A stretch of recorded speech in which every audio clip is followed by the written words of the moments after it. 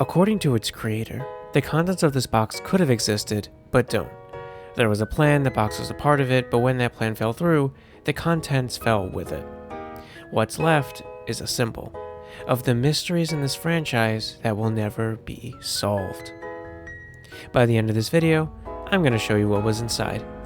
Hi, I'm Dots, and I've been a Five Nights at Freddy's theorist for close to 10 years now. I like puzzles, and I like making stories from whatever comes to my head. So a series of games whose story has to be put together from disparate clues and vague plot beats was always going to be up my alley. There's a sense of liminality to this franchise. Where there's the impression of a story, there exists a wide array of possibilities, of storylines. And the better you are at making a story, the better your version of the story will be. I'm not a perfect writer, but I'd like to believe I can make a compelling story. And I think I've got one. A story about guilt and about redemption. A commune with the dead and a journey through the subconscious. This is the story of FNaF 4, the most enigmatic Five Nights at Freddy's game to date. And tonight, I'm answering all of it. Dream Theory, Didophobia, the Bite of 83, the timeline, the big retcon, and of course, the box. So strap in, folks, it's gonna be a big one. You're a witness to the solving of the unsolvable game. But first, let's get everyone on the same page. This is the Crying Child. That's what we call him. I don't know why we call him that, but he doesn't have an agreed upon name, so let's just call him CC for now. Every day, CC goes to Fredbear's family diner with his Fredbear plush, who talks to him for some reason. Maybe it's the kid's imagination, then again this is a franchise about ghost kids and secret science experiments, so we can't tell for sure. See, the thing is, CC doesn't actually like to go to Fredbear's, because he's scared of the animatronics. He thinks they're creepy and weird. Why does he go? Maybe it's social pressure, because all the kids in town go too. Maybe he has a relative who works there. Why is he scared of the robots? Maybe he just finds them off-putting. Maybe he's witnessed the murder of his friends. We don't know. Are you noticing a pattern here? Everything I've mentioned so far is what we see during the daytime. We talk to our teddy bear, we evade the animatronics, and we always end with the line, "Tomorrow is another day." But at night we peep the horrors. Or more specifically, the nightmares. Warped versions of the mascots whose presence seemingly either influences or reflects whatever insecurities the crying child has. Either way, it makes us timid, annoying, and kind of a loser to the other kids. In particular, our older brother, who's insistent on giving us a real reason to cry through increasingly dangerous pranks. This misery fest lasts us, get this, 5 nights, and you'd kinda expect things to reach a breaking point at the end. They do, but not in the way that you'd think. Because on day 5, our brother's final prank goes horribly wrong, and CC gets his head crushed in the mouth of the Fredbear animatronic. Next is where the game gets really cryptic. We have one last battle against the nightmare version of the robot that killed us. Then we're brought to a cutscene of CC alone with his Fredbear plush in a black void. From somewhere off in the distance, his brother is apologizing for everything he's done, racked with guilt. We're comatose, somewhere between the world of the living and the dead, but eventually we pass away. The plush talks to us one last time, promising to put us back together, and then it fades to black. What we're left with lacks the thematic coherency of an actual story. We're introduced to the life of a new character only for him to be killed off unceremoniously, and the ending we're given only leaves more loose threads. So then, perhaps the story of this game is meant to explain or add context to something from the games before it? After all, FNaF 4 was advertised as the final chapter of the games thus far. But then, what does it conclude? Well, let me give you one last piece of the puzzle. See, because fans are having a much more difficult time parsing out the story of this game compared to the others before it, Scott Cawthon, FNaF's developer, decided to leave a few hints on his website, steering fans in the right direction. They would not steer fans in the right direction. Why was the tiny toy chica missing her beak? Excuse me? I mean, that was a reference to an animatronic from FNaF 2, but in-universe that could have only been a coincidence, right? Same as any of the other references, like the Spring Bonnie finger trap, or the Balloon Kid, or the bedroom's layout, or like the designs of any of the nightmares. Hey, wait a minute.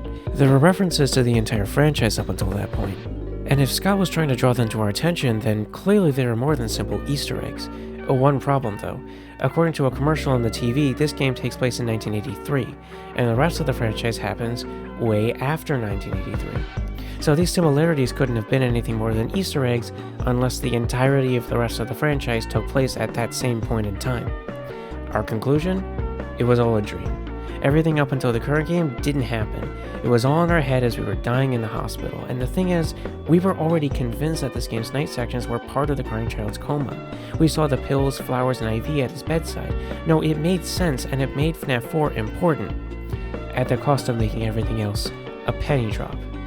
These games were important to us because we liked making sense of all the little details, because we felt there was a tangible story to be found at the core of the franchise.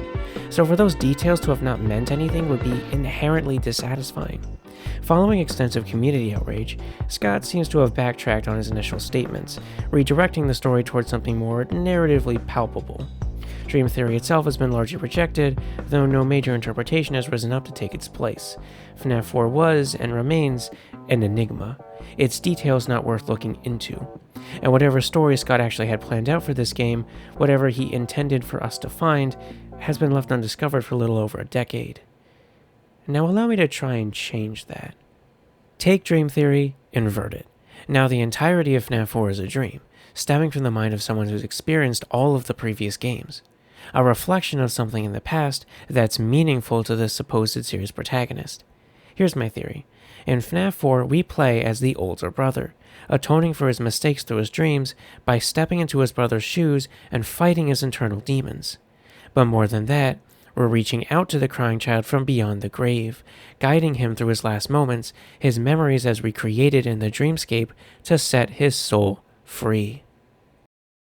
Let's widen the scope of our discussion a bit. This is Michael Afton, and he's the older brother, all grown up. He's been through a lot, including the night shifts of the first 3 games, fending off a bunch of dead kid-possessed robots, the dead kid-possessed robot that gave life to the other dead kid-possessed robots, and the guy that murdered the kids, who now also possesses a robot, and is our dad, but we'll get to that later. We've learned through various details to combine a bunch of disparate roles into one character, but those details weren't evident to us until long after FNaF 4's release, until we were given a name to tie it all to. This, I think, is where we were supposed to connect the older brother to the Night Guards, to conceptualize Michael Afton. And if so, then the purpose of FNaF 4 was to reveal and resolve why we were a participant of the games in the first place. The DaVinci 3 was our motivation. Redemption was our arc. What's more, we've also come to realize the connection between the Crying Child and Golden Freddy, the most mysterious of the kid-possessed robots. It's very likely that a core function of FNaF 4 was to provide context for the iconic "It's me," which granted was a line used by most of the animatronics in the first game, but at the time it was heavily associated with them to the point that Scott likely wanted to account for that. Point is, even after the villain was dealt with and the monsters were brought to peace in FNaF 3, we still had yet to realize the story of the protagonist that would tie everything together. FNaF 4 put a spotlight on Michael's redemption by exploring his subconscious, adding a new layer to the story without overcomplicating the lore as it currently existed. With all that in mind, here's what FNAF's story was meant to look like once we put the pieces together. What happened to make Michael abuse his younger brother was the same thing that made the animatronics in the classic games monsters. The simple fact that hurt people hurt people. I mean, the parents are completely absent here. I don't think that was an accident on Scott's part. The crying child then was someone on which Michael projected feelings of inadequacy. Feelings not just distilled but magnified, resulting in tragedy. It was only after the bite of 83 that Michael understood his role in continuing the cycle of harm, but critically, he sought to bring an end to it. Fending off the animatronics during his time as Night Guard, he grew to understand them, ultimately forgiving them for the cycles they continued, and bringing their souls to peace even over bringing the killer to justice. This choice is finally what makes him a good person. But as we see with the freeing of the souls in Happiest Day, his work isn't done until he finds and frees his brother. Nowadays, we've had that process explained in small parts throughout the corners of the franchise. The movies have shown us that our dreams are windows into the spiritual, and the books have taught us that a soul moves on when they've remembered where they died and what happened to them. But in playing FNaF 4, we've had the solution right in front of us all along, the guiding of the crying child's spirit in real time. We're retracing our brother's final steps, getting CC to remember everything even if it costs us the pain of accountability, one final time. And all the while we're fighting our internal demons, the traumas we've accumulated, navigating our own headspace so that we can carry out redemption. Because we know that when we've won, there will be a future for us, a future free from the past. After all, tomorrow is another day. That's the story, at least. There's still a lot of evidence I have to run through if I want to back up my claims. But to parse through that evidence, we have to get into the weeds a bit, which starts with a simple question. Who the heck is he talking to?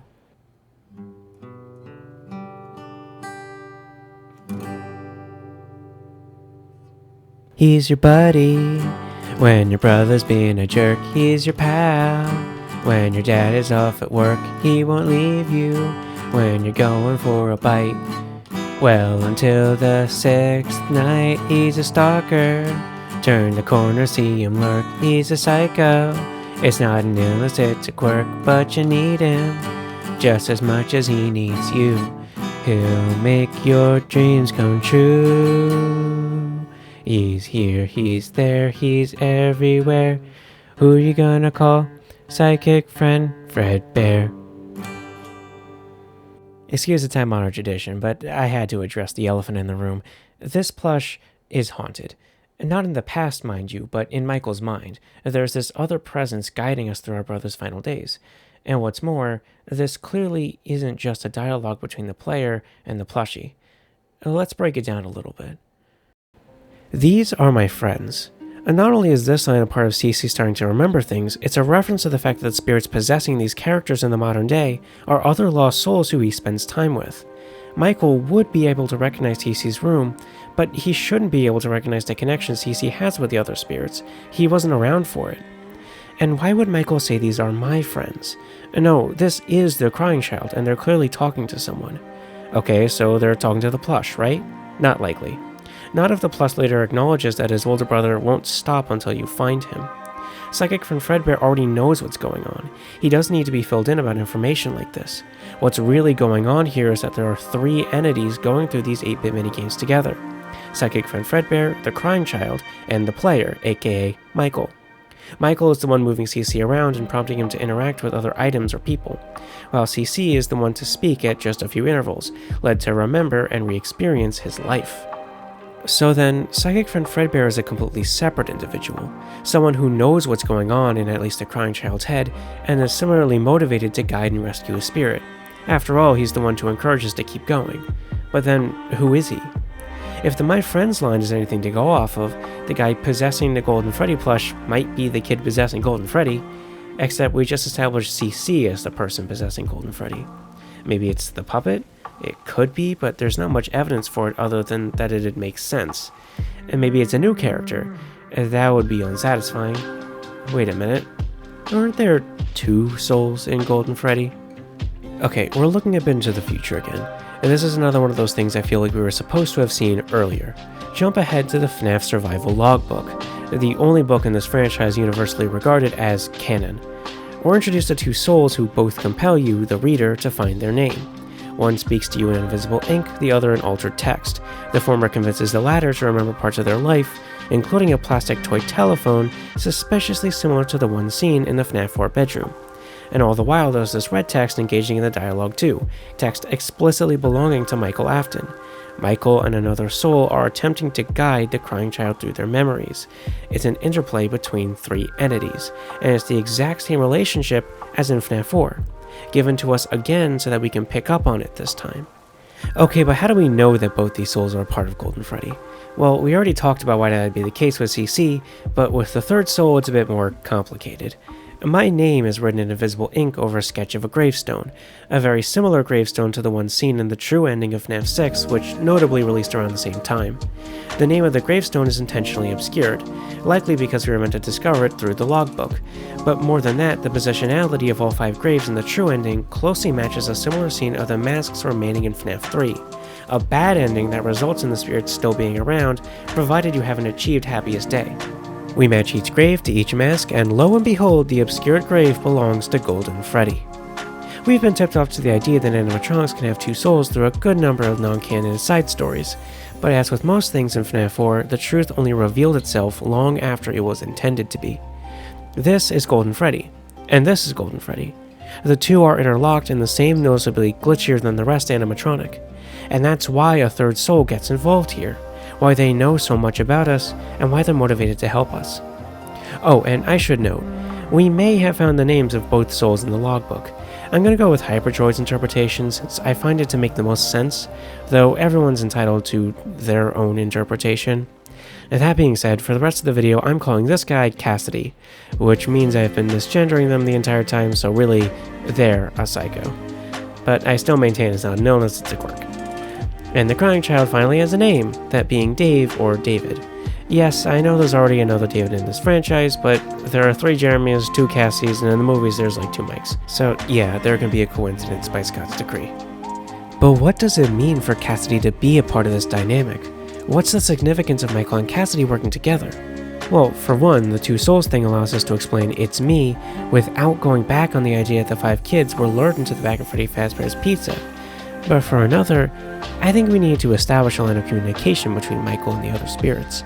See, the logbook takes place during the events of FNaF 3, and if FNaF 4 coincides with what's going on in the logbook, then it must also coincide with Michael's tenure as the FNaF 3 Night Guard, which makes sense given the phantom animatronics of that game are similarly a reflection of past nights in the way that the nightmares were. But what's more, by interacting with cryptic details around Fazbear's frights, Michael initiates a set of minigames leading up to Happiest Day, which is where all the souls have to be freed.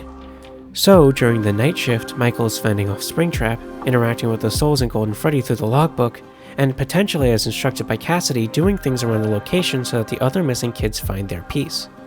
Then, once the night shift is over, we go to sleep, where we engage with their brother directly, with help from Cassidy, and fight the nightmares as they've accumulated in our head.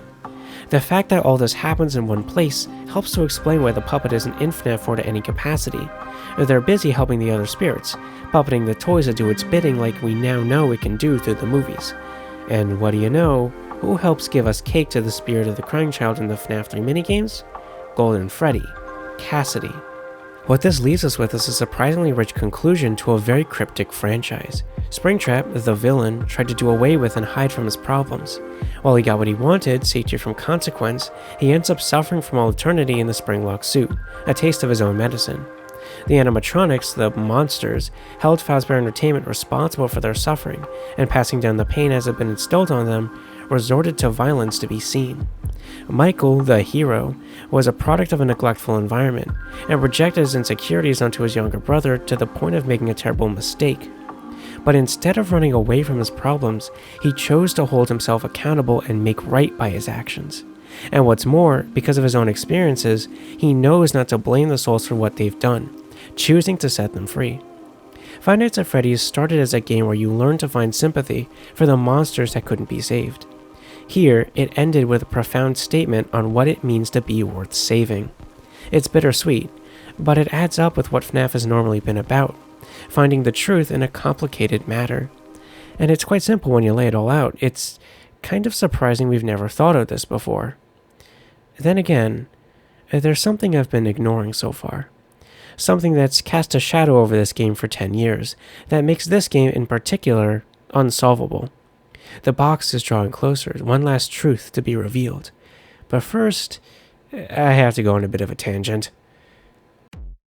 Okay, so for some of the more established theorists in the crowd, you've probably noticed an interesting take that I've glossed over, that the Fazbear's fright shifts and Happiest Day are taking place at the same time. On the surface, that might seem like an obvious thing since they stem from the same game, but Molten MCI seemingly throws a wrench in that plan. For those that don't know, Molten MCI is the theory that after the robots were dismantled in FNaF 3's Follow Me minigames, their parts were harvested for the sci-fi soul juice known as Remnant and put into the fun times, aka Molten Freddy, who's still around long after FNaF 3. Now, I agree with Molten MCI in the sense that it's probably the direction Scott intended, but here's the thing.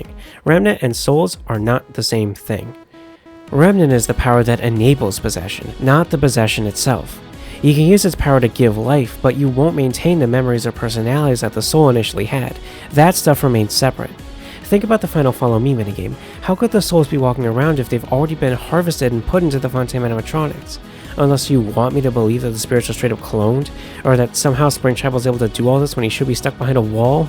Or think about how the Funtime roster doesn't match up perfectly with the classic set. Sure, Ballora could be Chica if you squint hard enough, but then what the hell are the Biddy Pabs? And why would Ennard only contain 3 souls? What happened to the 4th? I know it's weird for Molten Freddy to be the classics without being the missing kids, but that's the kind of nonsense Scott was doing around this time. Molten MCI is already about the finer details. If you're in that deep, things are gonna get weird. But you know what should really seal the deal here? The puppet is in FNaF 6, Golden Freddy is not. Cassidy might be in Scraptrap's nose if you believe that theory, but even then you'd think they'd be strong enough to object getting their muzzle ripped off. Truth is, half of Golden Freddy just isn't around anymore. David's soul is brought to peace in Happiest Day, leaving Cassidy to roam around as a ghost for a while until maybe they become the eventual spirit in Ultimate Custom Night. So logically speaking, Happiest Day must have already happened by now. It exists alongside FNaF 3, it most likely happened alongside FNaF 3. So why was Chica supposed to be in FNaF 6 before getting cut? Okay, you got me there. But like, that one just makes no sense in general. I'm not tackling that. Everything I've said up until now likely remains true even today, but there's quite a lot of details in FNaF 4 that seem to have had their meaning altered, given new life via plot threads that lacked any form of foreshadowing in the game itself. You know how the nightmares are meant to be, nightmares? Well, they aren't entirely anymore. Most recently, they've been redefined as experiments, first as audio illusions, then as constructs of some sort of nightmare gas. That isn't to say they aren't nightmares in the context of the game itself, it's more that, like the 8-bit minigames, the night sections are a reflection of something that actually happened. For a good example of this, look at Nightmare, the secret boss you can fight on Night 7. At first, Nightmare was seen by the fandom as death, a symbol of grief that was still there even after David's story was done. But when in later games this pack of characters was recontextualized as semi-real, Nightmare became linked with a concept from later in the franchise known as agony, essentially the emotional residue of an extremely traumatic event. Why make this kind of change? Well, in part it was to allow these characters to make appearances in future games. But to a greater extent, I think it was to give their creator more involvement in FNaF 4's story than they were originally meant to have. William Afton, child-murdering father of the Afton family and primary suspect of pretty much everything that goes wrong in this franchise, surprisingly lacked any major connection to FNaF 4's story upon its release. There wasn't any mention of Michael and David's parents, and nor were there any references to the experiments that the game's story would later seem to rely on. And most pressingly, though a vague murder had been all important since the second game, William's name, his relationships, his fascination with toying with life, they were defined and added in through the Silver Eyes, Scott's aforementioned attempt to make a more narratively palpable story following all the post-Dream Theory backlash. Now, David's death was the thing that made William snap, and the conflict between him and Michael, a conflict steeped in supernatural attempts at control, had deep roots in a past tragedy. A lot of things got recontextualized after the release of the Silver Eyes, actually. The introduction of Charlie shifted the puppet's identity so that Save Him became Save Her. FNaF World, a spin-off that released shortly after and heavily tied into FNaF 4, had its entire ending changed to foreshadow the release of the next game. And generally, it seemed as if the more supernatural elements of the franchise were given more of a sci-fi explanation, something more detailed, more grounded in a surface-level way. But then, of course, above all that, there was the box, your prize for beating Nightmare and seeing FNaF 4 to its completion. Upon failing to open it, the message we were given at the time was that some things were meant to be forgotten for now. Sometime later, we would receive a new message.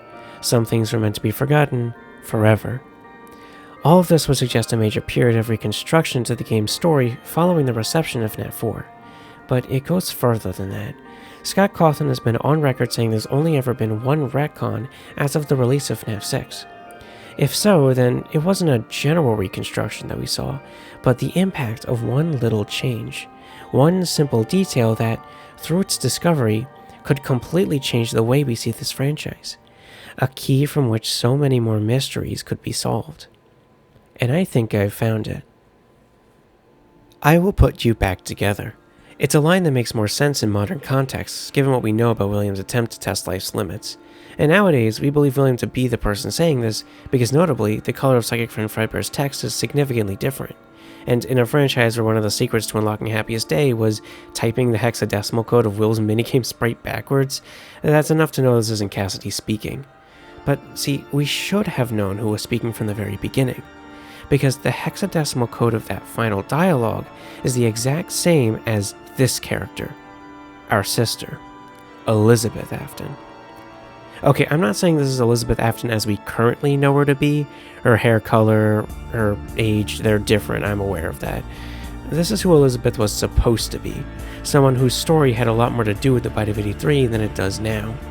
See, there isn't a parents' room shown in the house, but there is a girls' room, and in it we're shown a reference to Mangle, described in FNaF 2 as a take-apart, put-back-together toy.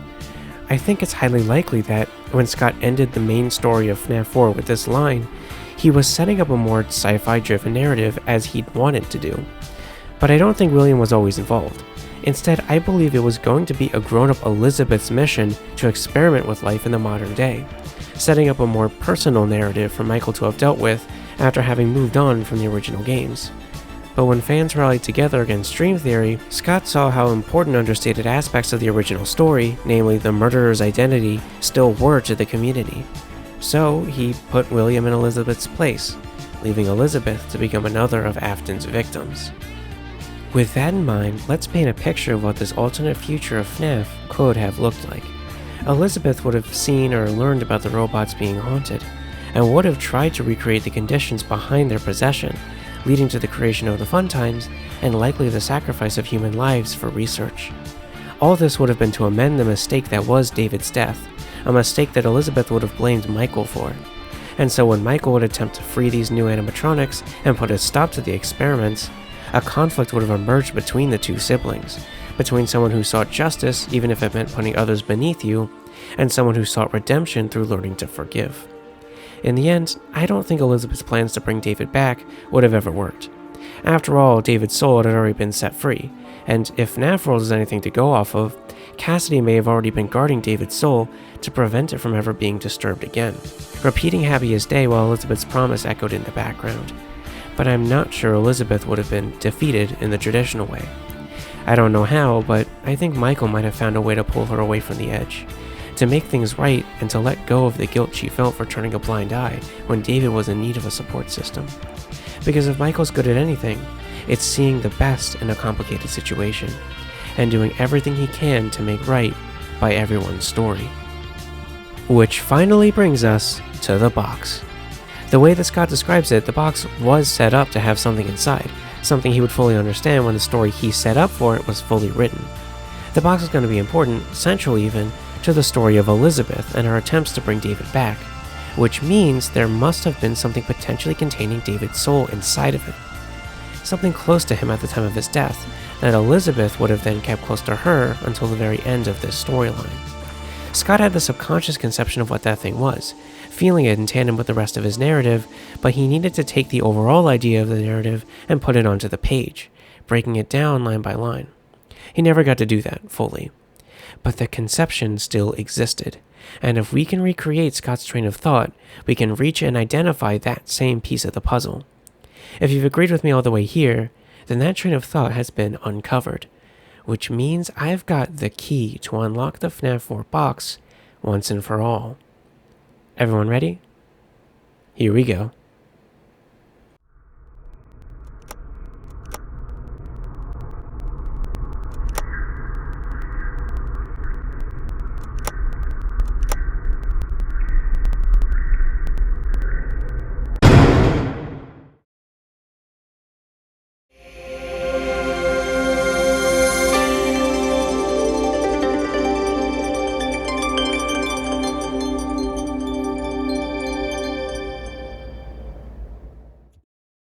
So, how was that?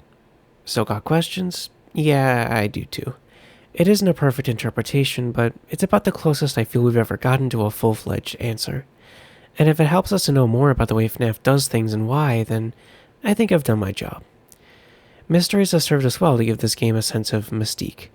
That feeling, though, that rush of excitement as the prospect of something discovered, of something achieved, that's what this franchise is all about. So here's to FNaF 4, the unsolvable game of the unsolvable franchise. And here's to quality theory crafting for years to come. I've been Dots, and you've been patient. Thanks for that. If you've got questions, if you want to hear more of what I think about FNaF, I'd love to chat in the comments. And if you think I'm onto something, share this video with other theorists or friends. That's how theory crafting kind of works now, right? Networking with a neurodivergent twist.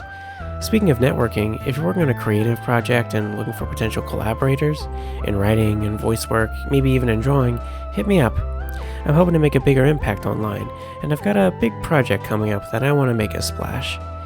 But if you just like my content and you want to see more of it, I've got plenty of that too. I've got a couple Deltarune theories, I've made analyses on Digital Circus and the Life series, and my personal favorite is a top-to-bottom rewrite of the sequel to Jurassic Park.